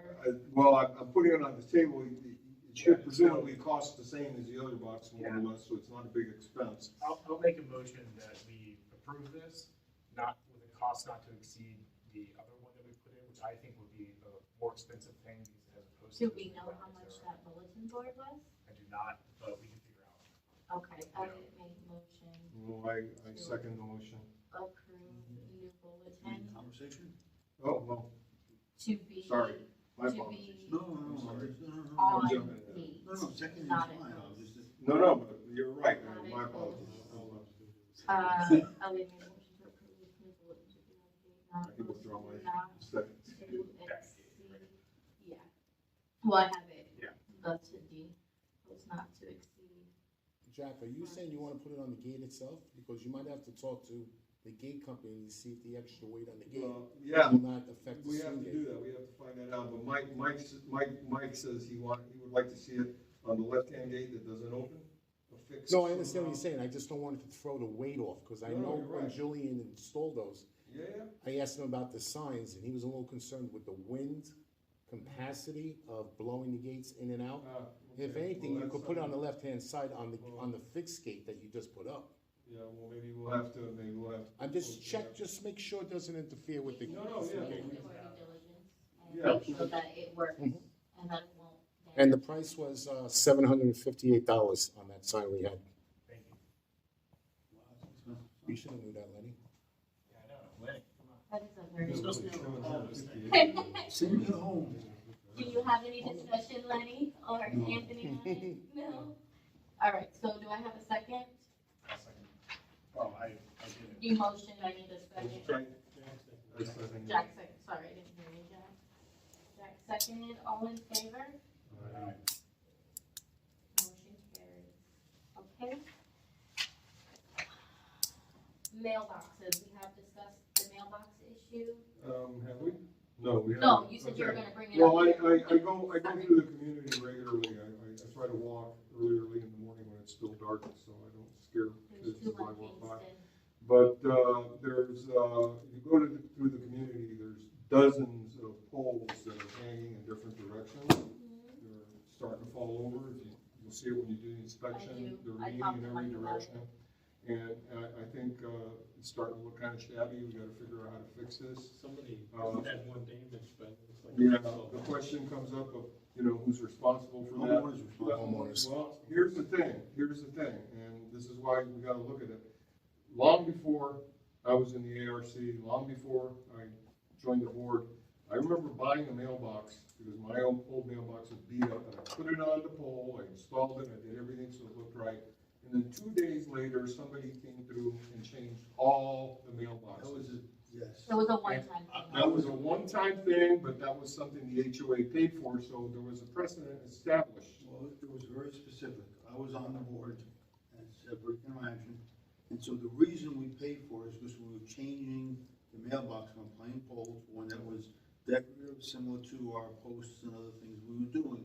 We were upgrading, and so we did it as a one-time thing, but it's the homeowner's responsibility to maintain it. And there was communication out at the time that we were doing a one-time upgrade, so we get the community, to upgrade the community appearance, but it was the homeowner's responsibility.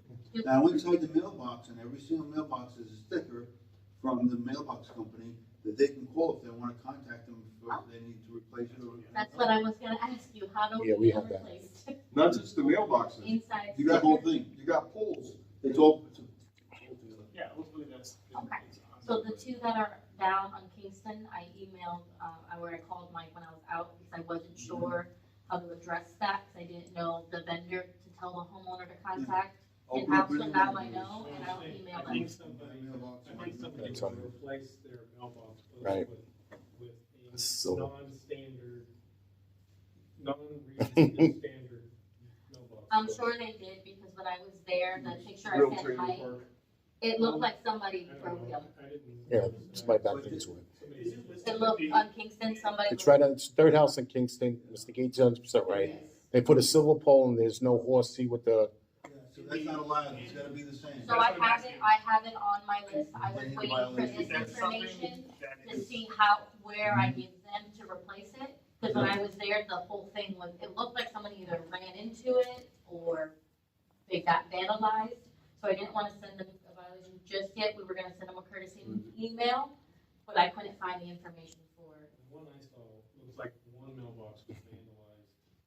We specifically state that they have to They use hit a it with a certain baseball bat or Yes. something, yeah. So that's what I needed to find, it was which Perfect. mailbox it was. Well, can we get a picture of the sticker so that we can put that contact information? Yes. I'll do Yeah. Into that. Manteca? Open up your mailbox and Manteca. Manteca. they're in every one of them. But if someone's replaced theirs, they might not have it. So let's put it in there and say, hey, if you have mailbox issues in Manteca, you need to contact this. Just send, I can send me a picture of any of you guys if you can. and so he's no blast, perfect, Elliot. Yeah, Perfect. the next class that we do. So any kind of thing that you send out to specific owners would say, you need, Your mailbox You is need- damaged, you need to it's replace it. damaged, it's leaning, it needs to be maintained, it And needs to be perfect. repaired, it needs to be painted. Mhm. This is the place you can Correct. contract to come in and get it done, Mhm. and this, That's what the violation would state, exactly, with this and information. that's very specific. Yeah. That way that they know that it's So- a And certain. then obviously, owners that share one pole with two mailboxes, they have to split the cost. Well, that's what I was gonna say. That If you're is- gonna- If you're gonna send a violation notice to, Both. you know, It you're goes gonna to send it to both. Yes, Yeah. it goes to both. I have both addresses listed. Mike has the picture as well. Although there's some owners who only have one pole, one mailbox. Yeah, They only goes to one. Okay, All right, alrighty, so we got mailboxes, Regency Hills, Claremont PD liaison we already relations, talked we about talked that. about. towing policy enforcement? Well, Lenny's mentioned this several times, and it is a concern. I have noticed, as I go out different days of the week, that there is a small number of people, usually the same ones, who park their cars on the streets.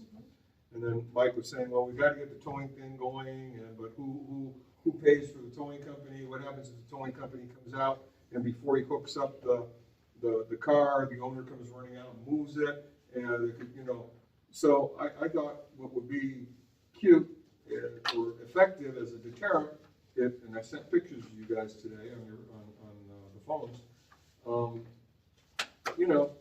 A couple of communities here do this. You get these stickers that have this glue on it, and you gotta use a scraper to get it off the window, and they just put it up on the driver's side window, warning, you're violating the parking policy. I asked the law enforcement guy about it, he said, that's not illegal if you got a parking If you rule. have the policy rule, It's not illegal. and you have the towing signs. so And you don't got have- the towing sign, you have to have the towing sign. and doing that, first of all, avoids any risk that a towing company, a tower shows up, and the guy moves the car in, and then we get billed for the trip. Well, but also, if the towing company takes the car away and impounds it, the owner of that car is gonna have to go to the towing company and pay $250 or $300 to get his or her car out. And that's gonna create bad feeling. So better to give them a slap on the wrist that's gonna really inconvenience them, because they're gonna be out there scraping Well, I to have get the to thing look off at the your window. policy and see if it requires you to actually place a sticker first before you tow, which 99.9% of all Yeah. policies require that you place that sticker 24 hours prior to towing the vehicle. Well, that would be the idea, because I would just, hey, gives me something to do in the morning when I'm walking the dog, I'll go out, find a car. Yes, Once you do it, that's my. they won't do it again. Yeah, so I don't feel bad if they get a couple $100 towing bill, I mean, they know what the policy is. correct. So the towing company standard is, if they're hooked up, the owner would have to pay them the drop fee, Yeah. which I've seen it be $100 or more. This is the very first company I have ever worked with in my career that charges the association after so many times of coming out, $67.50. So it's in my advice that we look for a different towing company, because again, this is the very first time in my career, and I've been doing this for 6 years. We shouldn't have to pay another towing company. If I may, Katie, if I may, because I worked with this towing company and I'm agreeing with you. Number one, their policy is if it's up on their hook and the neighbor runs out, they bring it back down and they pull in the driveway and the guy goes away. That's when they can charge that 67. Right now, I think my name is still on it. So the only way they come out to the neighborhood is you have to choose one board member to put their name on it and write them an email with a picture of the car and everything, and that's the only time they will come out.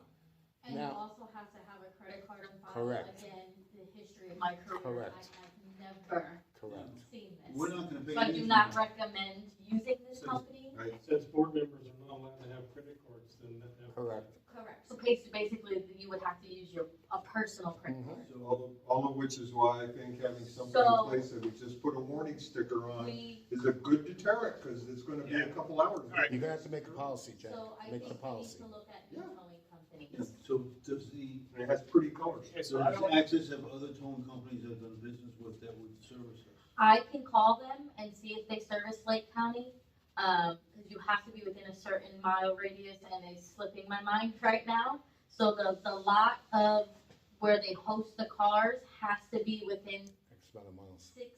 16 miles. Don't quote me, but Yeah, it has to be a certain amount of miles for them to service. Okay. So I can call the companies that I've worked with in the past and see if they have lots out here in Lake County. If not, it's a quick Google search and I'll just make some calls. so I do not believe that our policy states we have to give 24-hour notice. It does not. No. I also don't think that we should do stickers, because in my view, that's antagonistic.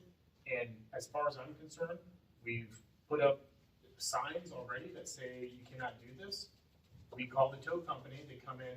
What we should be doing now is call the tow company, have them come in, don't care when tonight, Okay. tow them away. But You're not allowed on the car. you're not allowed, on the you're road. allowed to park on the street until midnight, right? No, No. till dusk. The rules are dusk to dawn. Me and Michael, when I was president, and me and Michael drove around, it was still, gave him till 11, by 1 o'clock, I waited, and that's when I called. Yeah, and I think that's reasonable. So- Okay, so are we gonna take turns driving around? That's up to you Well, guys. technically, you would have a company too that they come up periodically during Yes. those. Right, but time not this frames. company, Katie, not Not this this company. one, yeah. no, This the one company- is a pain in the Yes. ass. The company, Driving the companies Yes. that I've worked with in the past, they Mhm. periodically, they'll come out 2 to 3 times a week, and it will be during the times that we tell them. They come in and they grab the cars that are Perfect, parked yep. illegally. I was They told, come with more than one truck? They come with a long bed tow.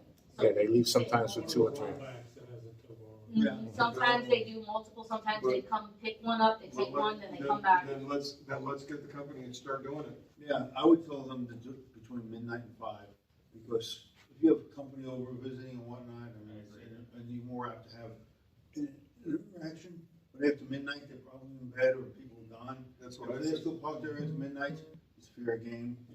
Midnight to 5 And AM. people can Yeah, always. anytime between midnight and request 5, I mean, after the 5, parking it's start getting pool. light out already, depends on the time of the year and whether we're on daylight saving time or not, I guess. But when we approved, when we had a pool Well, party. you might make it earlier, 5 o'clock, the sun It's comes not up. starting at a time. That's considered dawn. So that's my answer. That's If- what I if do. people need 5 still talking.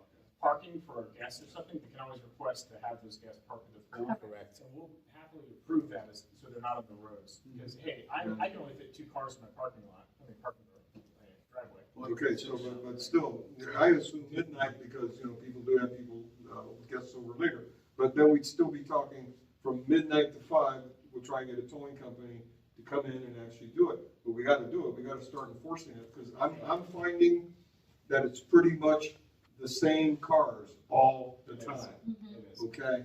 And some of these vehicles are associated with properties in which there have been issues with the people who reside in those properties. So it's always the same people.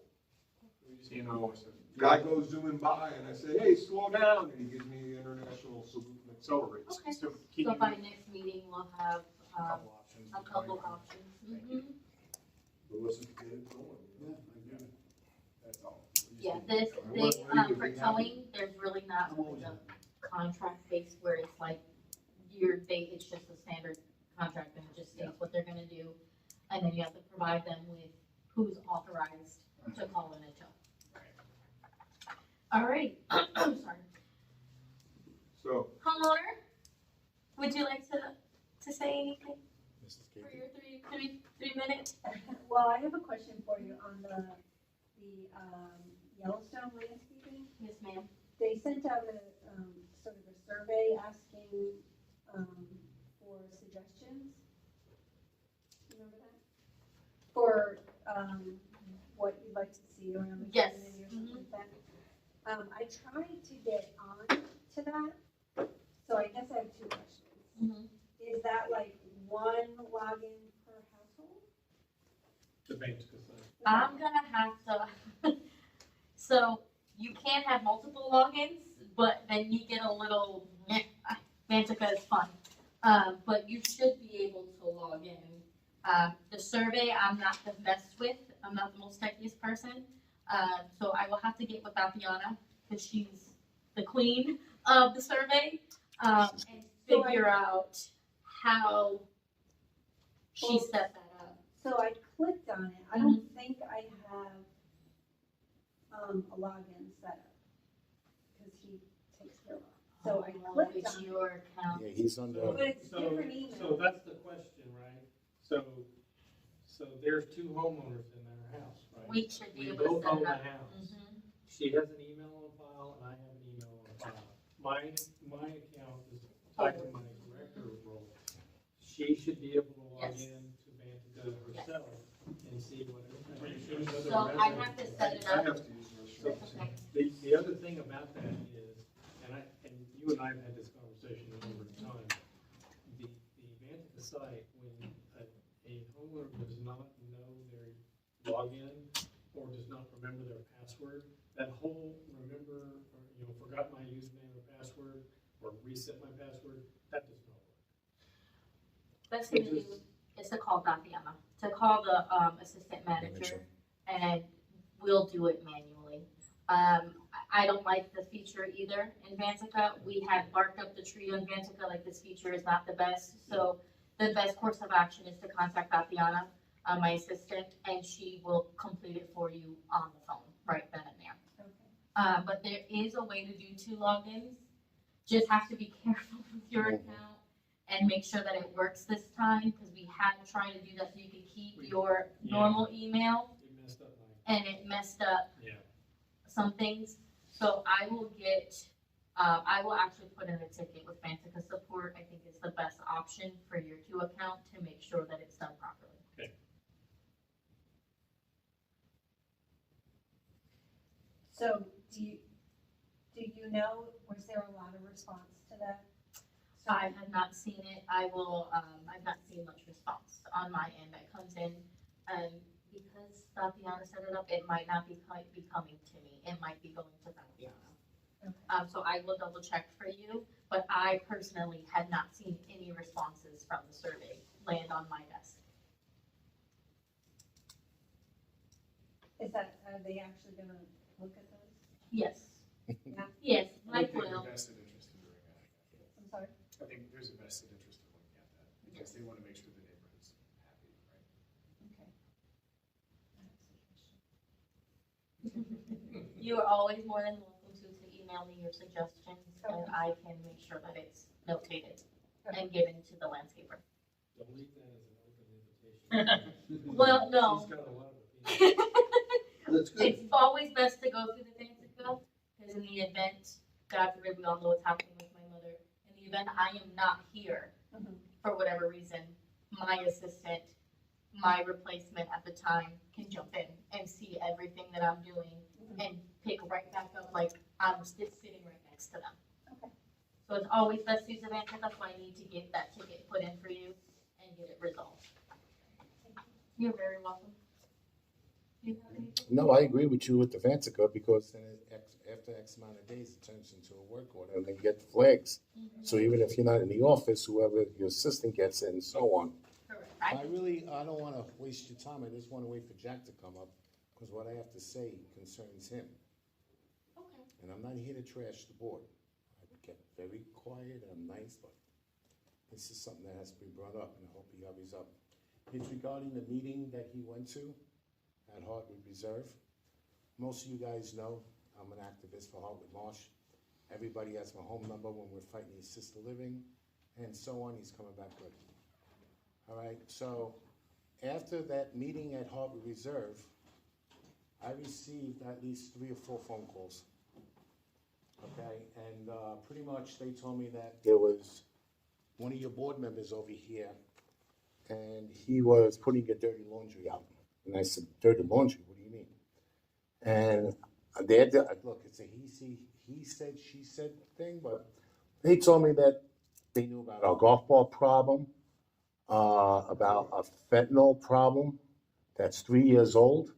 If PD knew about it, no, PD didn't know about it. The FDA knew about it. I was the guy, the only board member who was there. That's why Basically, you're addressing yourself to me, and you're saying I put dirty laundry out there? That's exactly what they told me, and they called me on the phone. I'd like to know who they are. The people you spoke to, Jack, you Really? spoke I to mean, 4 so you people came to and this Officer meeting tonight, Colon. and your goal now is to attack me? I'm not attacking you. What did I start this with? If you were here before, That's I'm not all here to saying, attack you, because I Jack. didn't put any dirty I'm just laundry out basically, there. I'm just We trying were to. having a frank exchange. Remember your code of here. They were conduct when asking you're me talking to a questions. board member, when you're talking to a homeowner. Okay, gentlemen. Remember your code of conduct. It's very simple. I'm just gonna finish up. Keep in mind, as a board member, your primary job is to uphold the governing documents that preserves the family value of your home. By identifying yourself as a board member in other communities and putting out community dirty laundry, that 4 people called me up on the phone and told me this, and they were 100% accurate on what they said. You're failing as a board member. Please, in the future, don't go putting out dirty laundry out. Because one day I might want to sell a house, or you might want to sell your house, and it's going to be hard. 3 years it took us for that fentanyl to go away. By the way, the FDA knew about it, PD knew about it, we knew about it. Me and Tim being law enforcement, we knew that that house was drugs. but we had to keep quiet because they told us they was under surveillance. You know something? No, go on, finish. Let him finish, and then I'm Yes, gonna we're answer gonna you. do I'm 15 done. minutes. Okay, Jack, we're Okay. gonna go ahead and call the meeting into adjournment. This is gonna be a separate conversation between you and Jack. So let's call adjournment, you and Vinny, let's call adjournment. We'll go to the next meeting for. Oh, sorry, thank you, Lenny, the next meeting. It's in here, May 29, is that? May 29th, yes, sir, It's, room 7. it's also the last day of school in Lake County, so I'm sure it's It's not. also my birthday, so. No, happy Happy birthday. birthday. Alrighty, and then adjournment, I need a motion, please, gentlemen. I motion to adjourn the meeting.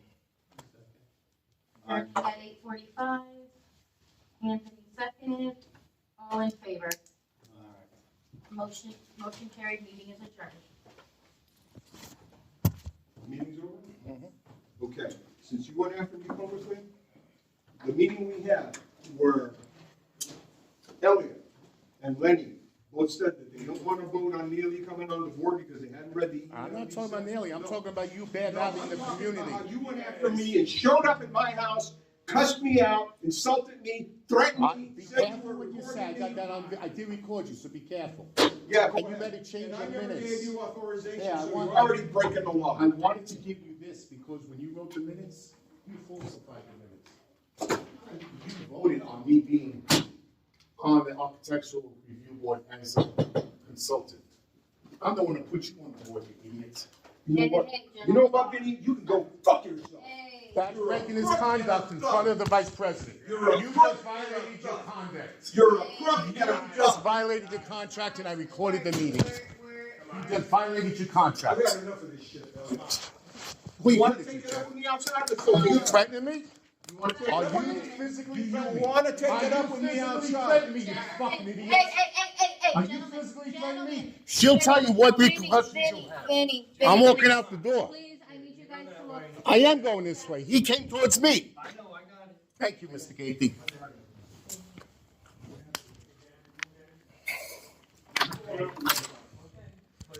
Why don't you walk that way?